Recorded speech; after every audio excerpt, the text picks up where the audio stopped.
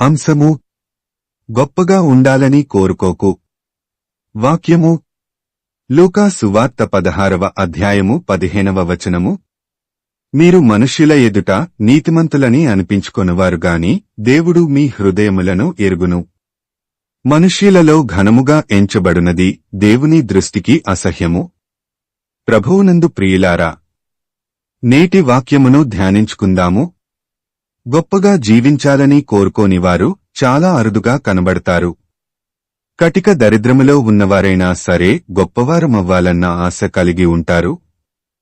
మన చుట్టూ నివసించే వారికంటే మనం తక్కువగా కనబడటానికి ఇష్టపడము. సాధ్యమైనంతవరకు గొప్పవాళ్లతో పోటీ పడాలని తాపత్రయపడతాము.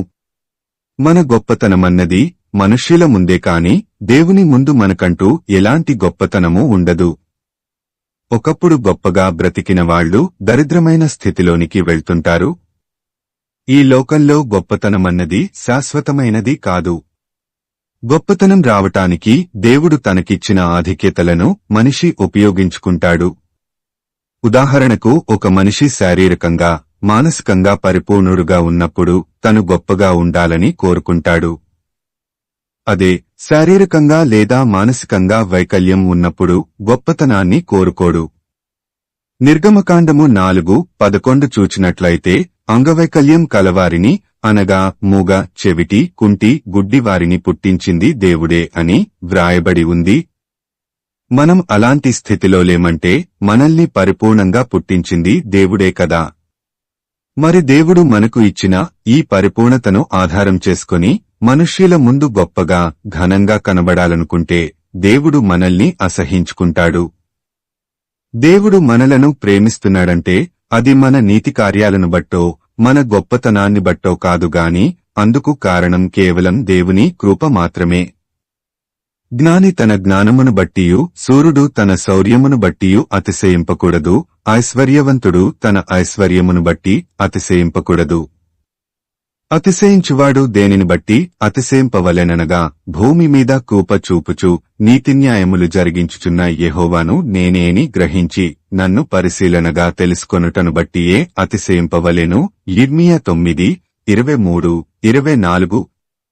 ఈ భూమి మీద ఎవరైనా తమకు గొప్పతనం ఆపాదించుకుంటున్నారంటే అది తమకున్న జ్ఞానాన్ని బట్టో, ధనమును బట్టో, బలమును బట్టో గొప్పతనం ఆపాదించుకోవడం పరిపాటి. అలాంటి వారిని దేవుడు అసహ్యించుకుంటాడు. ఈ సృష్టిలో దేవుని కంటే గొప్ప అనేది ఇంకేమీ లేదు. అలాంటి దేవుని కంటే చెత్తవంటి మనుష్యులకు విలువ ఇచ్చి వాళ్ల మెప్పు కోరుకోవడమంటే దేవుణ్ణి అవమానించినట్లే. మనకంటూ ఏదైనా గొప్పతనాన్ని ఆపాదించుకోవాలంటే అది దేవుని విషయంలోనే ఆపాదించుకోవాలి.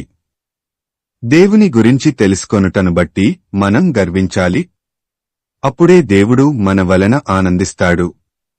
దేవుడిచ్చిన ఆరోగ్యము వలన జ్ఞానము, బలము, ఐశ్వర్యము సంపాదించుకొని ఆయననే లెక్క చెయ్యకుండా మనుష్యుల ముందు గొప్పగా కనబడాలనుకుంటున్నా కూడా భూమి మీద కృప చూపిస్తున్న దేవుడు మనల్ని శిక్షించకుండా క్షమిస్తున్నాడు. కాబట్టి ఈ లోకంలో మనుష్యుల ముందు గొప్పగా ఉండాలని కోరుకొనకుండా దేవుని ముందు గొప్పగా జీవించాలని కోరుకుందాము. ప్రార్థించుకుందాము. ప్రభువా, ఈ లోకంలో మేము జీవించినంతకాలం మాకున్న ఆధిక్యతలను బట్టి కాక నిన్ను తెలుసుకొనుటను బట్టి గొప్పతనాన్ని ఆపాదించుకొనుటకు సహాయం చేయమని యేసయ్య నామమున అడుగుతున్నాము తండ్రి. ఆమేన్.